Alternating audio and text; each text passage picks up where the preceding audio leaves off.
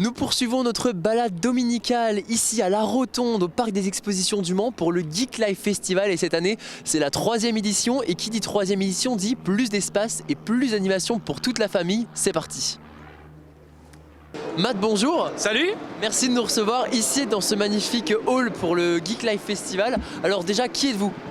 Du coup, je suis Matt et je suis le co-organisateur de Geek Life Festival, un des cofondateurs avec Jean-Christophe K, qui est bien connu des spectateurs de l'MTV puisqu'il a animé Il y a plus qu'à sur la chaîne pendant de nombreuses années.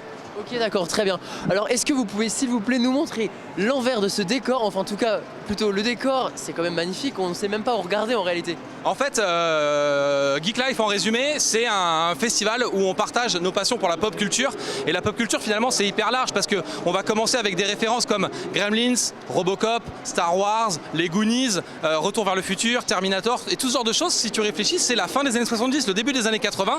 Les gens qui ont découvert ça quand ils étaient ados, c'est les parents d'aujourd'hui, c'est les quadragénaires d'aujourd'hui. Et en fait, on est un peu tous baignés dans ces univers pop culture. Et du coup, ça vient, c'est l'influence des jeux vidéo, pareil, qui a un gros essor dans les années 80. C'est l'influence du cinéma, des comics, des dessins animés, des mangas, des jeux vidéo. Et nous, on a essayé avec Jean-Christophe de faire au Mans, un festival dans lequel tous les gens qui s'intéressent de près ou de loin à ces éléments-là peuvent venir se rencontrer et partager ensemble leur passion. D'accord, et partager leur passion autour de diverses activités comme par exemple ? En fait, on fait un peu de tout. L'idée, c'est d'avoir de pouvoir brasser un panel extrêmement large de tout ce qui va être pop culture. Si on prend par exemple les jeux vidéo, on a des stands de rétro gaming, donc on peut venir jouer gratuitement au NES, Master System, Mega Drive, toutes les consoles des années 80. Mais on a aussi un stand e-sport, donc il y a du jeu actuel compétitif. Il y a des PlayStation 5 qui sont en libre accès et à disposition. Si le Père Noël ne vous a pas trouvé une PlayStation 5, on peut venir y jouer gratuitement à Geek Life. On a des bornes d'arcade et on a aussi une zone homebrew. Et en fait, c'est des Azu, les homebrew, qui fabriquent des nouveaux jeux vidéo qui sortent sur NES, sur Mega Drive. Si vous avez gardé votre console des années 80, il y a en 2022 des nouveaux jeux qui sortent sur ces consoles et qu'on peut découvrir et essayer ici à Geek Life. D'accord, ok, donc en sorte, on vient ici et on s'amuse et on vit notre passion à 100%. L'idée, Jean-Christophe et moi, on est parents, on a aussi des enfants, on a aimé toutes ces licences-là, nos enfants aiment toutes ces licences-là et on voulait trouver un lieu qui permet vraiment de partager ses passions. Jean-Christophe, il est plutôt orienté jeux vidéo, moi je suis plutôt orienté science-fiction et comics. C'est en essayant de se présenter les univers qu'on aimait et en se rendant compte qu'il y avait beaucoup de personnages qui passaient d'un univers à l'autre. Si je vous parle de Batman, vous le connaissez soit par la bande dessinée, soit par la série télé des années 60, soit par le film, soit par les jeux vidéo qui viennent de sortir. Du coup, tous ces personnages qui sont iconiques pour les fans de pop culture, ils passent d'un univers à l'autre et du coup, à Geek Life, on va essayer nous aussi de passer d'un univers à l'autre, d'une époque à l'autre et de pouvoir vraiment partager ces personnages et ces licences qu'on aime. Très bien, en tout cas, merci beaucoup pour cette présentation du Geek Life Festival et on se retrouve du coup pour, plus précisément sur plusieurs stands. On retrouve Andy Pop au festival du Geek Life Festival. Bonjour. Bonjour. Alors si j'ai tout compris, vous étiez l'ancienne gagnante de l'année dernière. Alors quelle était votre tenue ? Alors oui, j'étais bien l'ancienne gagnante de l'année dernière avec une binôme et on était en Luna Lovegood et Dolores Umbridge d'Harry Potter. Okay. Alors ça fait quoi maintenant d'être jury, membre du jury pour cette année ? C'est ça, on prend du galon, donc non, c'est très bien, ça permet de voir autre chose et d'une autre manière surtout en fait, de découvrir vraiment le travail des concurrents dans le détail et ils nous racontent vraiment leur histoire en fait, donc c'est bien, on prend le temps de tout ça. Est-ce que vous avez déjà vos petits coups de cœur ? Est-ce qu'on pourrait avoir des... Alors, le concours était hier et oui, on avait... en fait, quand on les voit, on a des fois nos petites références qui arrivent et on a hâte de les voir sur scène, sur leur prestation justement, pour voir tout ça en œuvre. Donc, ouais, du coup, on a forcément nos petits préférés à un moment ou à un autre. On vous reverra l'année prochaine ou pas ? Avec grand plaisir, ouais. La Geek Life, c'est quand même un événement qui est... emmené sur la bienveillance, on se sent bien, on retrouve les copains, donc oui, je pense que c'est quelque chose que je referai avec grand plaisir. Et quelle tenue pour l'année prochaine alors ? Oh là, alors là, ça varie, les projets ils changent tout le temps, donc je ne sais pas encore, mais ça sera du nouveau, ça c'est sûr par contre.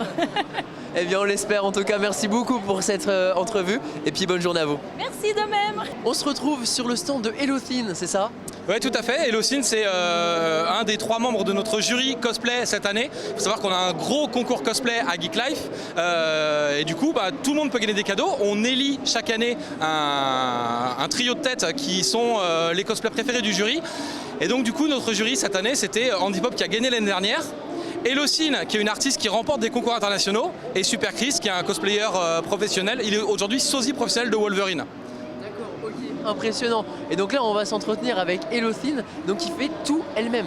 Oui, en fait, la discipline de cosplay, une des marques du cosplay, c'est le craft, donc c'est la fabrication. Aujourd'hui, Elocine, elle se balade avec des armures hyper impressionnantes, volumineuses et tout, et qui sont des armures évidemment qu'on ne trouve pas dans le commerce, dans les boutiques de fringues, on ne trouve pas ce genre d'armure, et du coup, donc il faut fabriquer en fait les éléments soi-même. Et voilà, il y a des cosplayers qui, je sais pas ce que vous faites comme loisir le dimanche, et il y en a, leur loisir, c'est de fabriquer des armures impressionnantes. Ok, perso, moi, c'est de faire des interviews justement.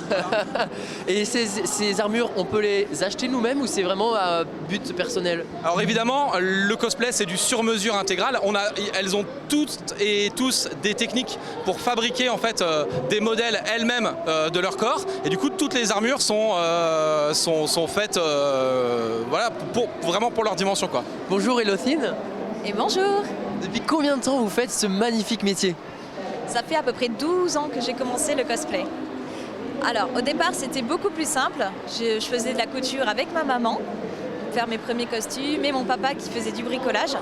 Et après la passion a pris le pas par-dessus et j'ai adoré en fait la création. C'est surtout la découverte, utiliser des matériaux du quotidien. Par exemple, j'allais dans les magasins de bricolage et tout ça. J'essayais de créer et je voyais que j'arrivais à créer des choses vraiment top qui ressemblaient à mes héros de jeux vidéo, de manga, parce que j'ai toujours baigné dans cet univers-là. Je suis une grande fan de jeux vidéo. Bon, moi, mon univers, c'est beaucoup League of Legends, Monster Hunter et un petit peu de Valorant ou tous les trucs comme ça. Mais je suis fan de manga aussi. Et avant tout, le cosplay, c'est le côté cos pour costume, création de cosplay. Donc, c'est pour ça toute cette étape de fabrication que vous voyez partout. Et play comme l'acting. Donc là, vous me voyez avec mon sourire, parce que ça, c'est moi, je suis en train de vous parler. Mais quand je mets mon masque, voilà, c'est différent. Parce que là, vous nous parlez en tant que créatrice, mais dès que vous mettez votre masque, là, vous prenez un tout autre personnage en réalité. Exactement, je vais me transformer dans mon personnage que je vais incarner jusqu'au bout. Voilà. Et par exemple, avec ce costume-là, j'ai ces armes-là que j'ai créées moi-même. Démonstration, s'il vous plaît. Voilà. Donc sur cette arme-là, je l'ai modélisée entièrement en impression 3D. Donc il y a quand même une partie technique. Et après, j'ai rajouté des petits éléments en plus en sculpture par-dessus. Et on a également ce masque. Ce n'est pas du tout un masque. Si, non. En fait, ce masque qui est en couteau, absolument. Ça fait peur. Et ça va avec l'armure qui est derrière ou c'est avec celle-ci que vous portez? Exactement, ok, très bien. Et combien de temps, admettons, pour créer une tenue aussi impressionnante que celle qui est juste derrière? Alors, cette armure est un petit peu spéciale. C'est très très rare de pouvoir faire des gros cosplays comme celui-ci. Celui-là, je l'ai créé à l'occasion des championnats du monde, en fait, parce que j'étais finaliste, je représentais la France. Donc en temps normal, il faudrait à peu près 6 mois pour créer une armure comme ça.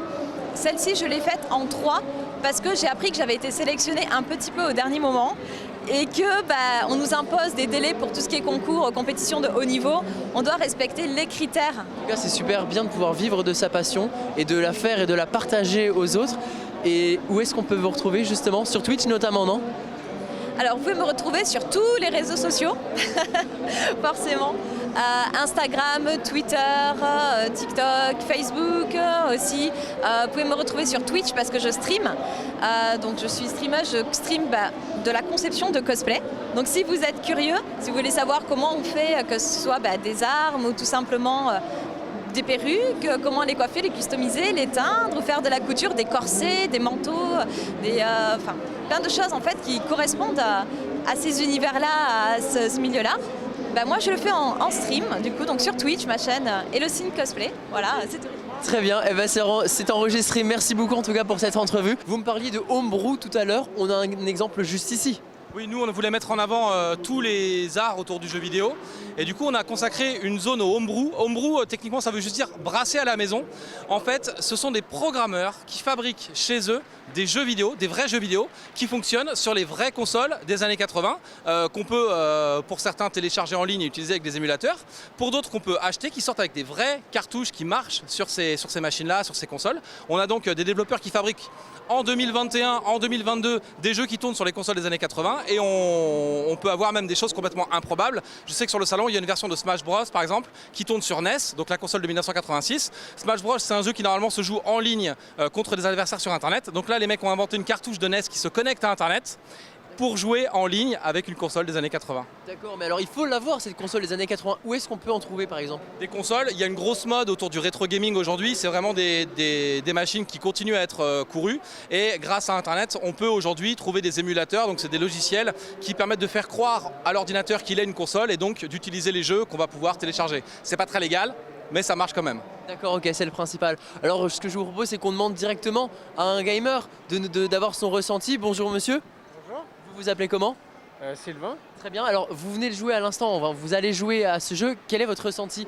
Jouer sur des nouveaux jeux sur des anciennes consoles? En fait, du coup, je suis développeur, donc Oui. Oui, pardon. j'aime beaucoup ça. C'est très bien de jouer à des jeux sur les anciennes consoles, surtout que ce sont des consoles qui n'ont pas eu de jeu pendant longtemps. Et donc, le gameplay a évolué depuis. Et là, on sent que c'est un jeu moderne qui s'est adapté aussi à l'ancienne console. D'accord, ok, merci beaucoup en tout cas. On s'est arrêté au stand des PS5 et des jeux nouveaux. Alors, Oui, on est sur le stand de Two Lives, en fait, il y a du e-sport, donc de la compétition sportive de jeux vidéo, et on peut jouer aux consoles de nouvelle génération. La nouvelle Xbox et la PlayStation 5 sont dispo à Geek Life. On peut y jouer gratuitement si jamais le Père Noël ne l'a pas trouvé pour vous l'apporter pendant les fêtes. n'est-ce pas magnifique? Et justement, on va pouvoir demander à quelqu'un du salon. Bonjour, Bonjour, comment tu t'appelles? Loïs Compin. Enchanté. Alors, comment tu trouves ce salon? Je trouve ce salon il est bien varié, il y a vraiment pas mal de stands. Moi là je suis sur le stand jeux vidéo, mais il y a vraiment pas mal de stands, il y en a pour tous les goûts, pour tous les âges, c'est vraiment c'est pas mal, c'est vraiment à refaire. Merci beaucoup en tout cas pour votre ressenti, c'est gentil. Donc c'est bien ça, les gens sont contents, vous n'avez que des retours positifs.